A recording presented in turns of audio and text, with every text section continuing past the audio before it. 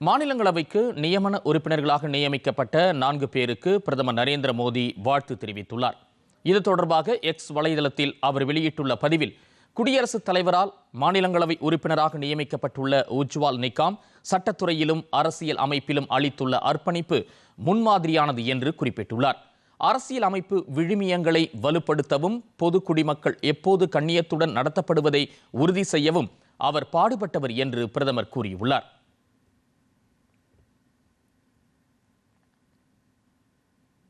இதேபோல் மாநிலங்களவை உறுப்பினராக நியமிக்கப்பட்டுள்ள சதானந்த் மாஸ்டரின் வாழ்க்கை துணிச்சலுக்கும் அநீதிக்கு அடிபணிய மறுப்பதற்கும் ஒரு எடுத்துக்காட்டு என்று பிரதமர் தெரிவித்துள்ளார். இளைஞர்களுக்கு அதிகாரம் அளிப்பதில் அவர் மிகுந்த ஆர்வம் கொண்டவர் என்றும் பிரதமர் மோடி பாராட்டியுள்ளார்.